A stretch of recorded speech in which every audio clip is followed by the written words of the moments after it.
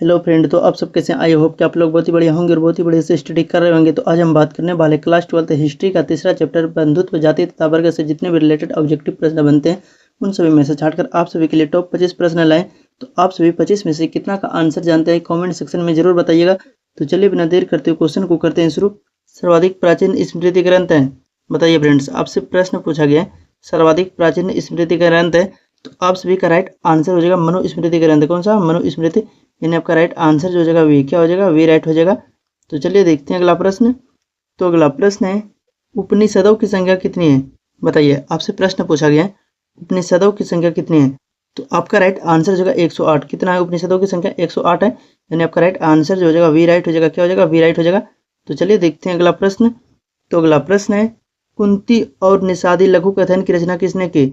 बताइए। आपसे प्रश्न पूछा गया है कुंती और निषादी लघु कथन की रचना किसने की? तो आप सभी को पता होगा कि कुंती और निषादी लघु कथन की जो रचना की थी वो महाश्वेता देवी ने की थी। किसने की थी? महाश्वेता देवी ने की थी। यानी आपका राइट आंसर जो हो जाएगा वी राइट हो जाएगा। यदि आप अभी तक हमारे चैनल को सब्सक्राइब नहीं किए तो चैनल को सब्सक्राइब करें, और वीडियो अच्छा लगे तो वीडियो को एक लाइक जरूर करें और अपने दोस्तों के पास ज़्यादा से ज़्यादा शेयर करें ताकि वह भी इस वीडियो से कुछ सीख सके।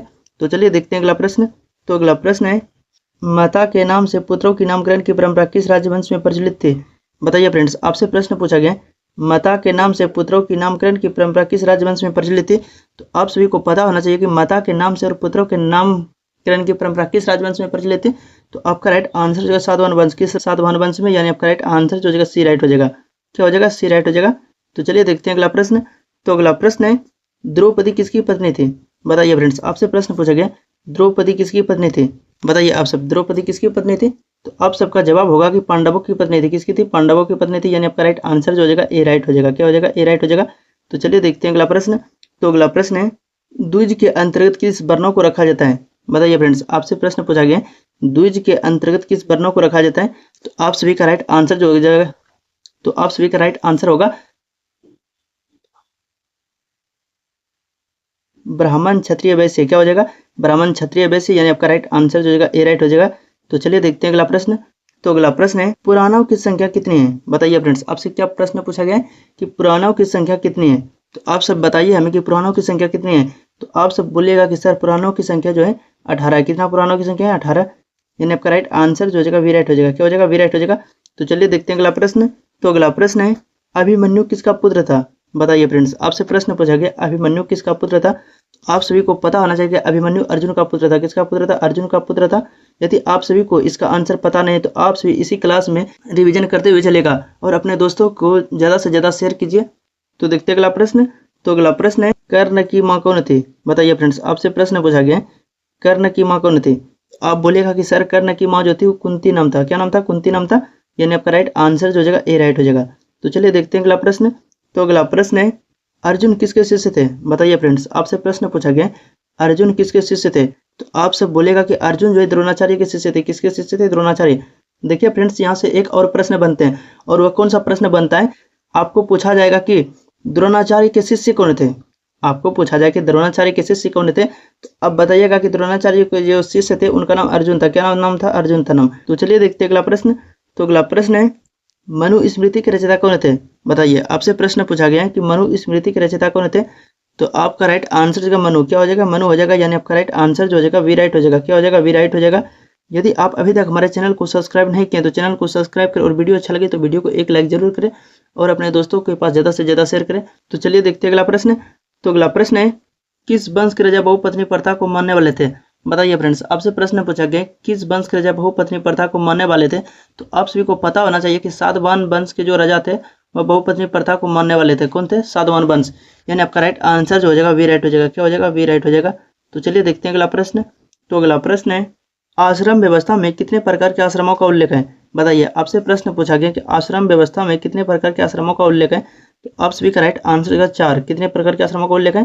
तो 4 प्रकार के आश्रमों का उल्लेख है। यानी आपका राइट आंसर जो हो जाएगा वी राइट हो जाएगा। क्या हो जाएगा? वी राइट हो जाएगा। तो चलिए देखते हैं अगला प्रश्न। तो अगला प्रश्न है अश्वमेध यज्ञ का आयोजन क्यों किया जाता है? बताइए। आपसे प्रश्न पूछा गया कि अश्वमेध यज्ञ का आयोजन क्यों किया जाता है? तो आप सभी का राइट आंसर होगा राज्य की स्वतंत्रता और शक्ति दिखाने के लिए। किसकी? राज्य की स्वतंत्रता और शक्ति दिखाने के लिए। यानी आपका राइट आंसर जो हो जाएगा वी राइट हो जाएगा। क्या हो जाएगा? वी राइट हो जाएगा। तो चलिए देखते हैं अगला प्रश्न। तो अगला प्रश्न है कुरुक्षेत्र का युद्ध किसने जीता? बताइए फ्रेंड्स। आपसे प्रश्न पूछा गया कुरुक्षेत्र का युद्ध किसने जीता? कौरव ने, पांडव ने, शकुनी, द्रोणाचार्य। बताइए किसने कुरुक्षेत्र का युद्ध जीता? तो आप सभी का राइट आंसर जो हो जाएगा पांडव। किसने कुरुक्षेत्र का युद्ध जीता था? पांडवों ने कुरुक्षेत्र का युद्ध जीता था, यानी आपका राइट आंसर जो हो जाएगा वी राइट हो जाएगा। तो चलिए देखते हैं अगला प्रश्न। तो अगला प्रश्न है गंगा पुत्र किसे कहा जाता था? बताइए फ्रेंड्स, आपसे प्रश्न पूछा गया गंगा पुत्र किसे कहा जाता था? तो आप सभी का राइट आंसर हो जाएगा भीष्म को कहा जाता है। गंगा पुत्र किसे कहा जाता है? भीष्म को कहा जाता है, यानी आपका राइट आंसर जो हो जाएगा ए राइट हो जाएगा। तो चलिए देखते हैं अगला प्रश्न। तो अगला प्रश्न है महाभारत युद्ध कितने दिनों तक चला? बताइए, आपसे प्रश्न पूछा गया है कि महाभारत युद्ध जो है वह कितने दिनों तक चला? तो आप बताइएगा कि 18 दिनों तक चला है। कितने दिनों तक चला है? 18 दिनों तक चला। और किसके किसके बीच हुआ था? तो पांडव और कौरवों के बीच हुआ था। किसके किसके बीच हुआ था? पांडव और कौरवों के बीच हुआ था। तो चलिए देखते हैं अगला प्रश्न। तो अगला प्रश्न है महाभारत युद्ध किसके बीच हुआ? बताइए, महाभारत युद्ध किसके बीच हुआ था? तो आप बताइएगा कि महाभारत युद्ध जो होता कौरव और पांडवों के बीच होता, किस पांडव और कौरव के बीच हुआ था, यानी आपका राइट आंसर जो हो जाएगा ए राइट हो जाएगा। तो चलिए देखते हैं अगला प्रश्न। तो अगला प्रश्न है महाभारत किसने लिखा है? बताइए, आपसे प्रश्न पूछा गया है कि महाभारत किसने लिखा है? तो आप सभी का राइट आंसर हो जाएगा वेद व्यास। क्या हो जाएगा? वेद व्यास हो जाएगा, यानी आपका राइट आंसर जो हो जाएगा ए राइट हो जाएगा। तो चलिए देखते हैं अगला प्रश्न। तो अगला प्रश्न है गोत्र किसका सूचक था? बताइए, आपसे जो है प्रश्न पूछा गया कि गोत्र किसका सूचक था? तो आप सभी बताइएगा कि गोत्र जो है प्रत्येक उपजाति के सामान्य पूर्वज। किसका किसका सूचक था? प्रत्येक उपजाति के सामान्य पूर्वज, यानी आपका राइट आंसर जो हो जाएगा वी राइट हो जाएगा। तो चलिए देखते हैं अगला प्रश्न। तो अगला प्रश्न है वर्ण अलंकार की संकल्पना सबसे पहली बार मिलती है? बताइए फ्रेंड्स, आपसे प्रश्न पूछा गया है वर्ण अलंकार की संकल्पना सबसे पहली बार मिलती है, कहाँ पर मिलती है? बताइए, वर्ण अलंकार की संकल्पना सबसे पहली बार कहाँ मिलती है?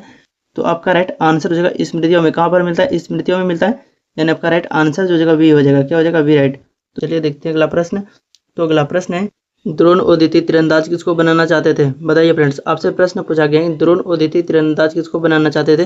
तो आपका राइट आंसर जो हो जाएगा अर्जुन को। किसको बनाना चाहते थे? अर्जुन को बनाना चाहते थे, यानी आपका राइट आंसर जो हो जाएगा ए राइट हो जाएगा। तो चलिए देखते हैं अगला प्रश्न।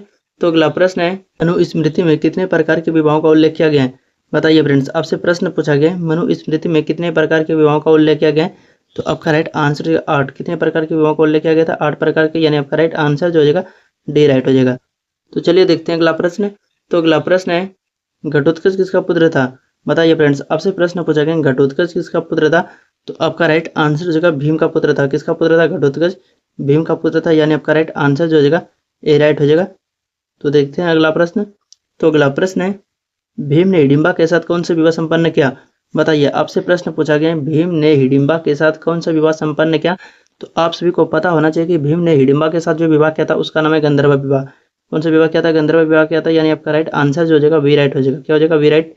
यदि आप अभी तक हमारे चैनल को सब्सक्राइब नहीं किए तो चैनल को सब्सक्राइब करें, और वीडियो अच्छा लगे तो वीडियो को एक लाइक जरूर करें, और अपने दोस्तों के पास ज़्यादा से ज़्यादा शेयर करें ताकि वह भी इस वीडियो से कुछ सीख सके। तो चलिए मिलते हैं किसी नेक्स्ट वीडियो में।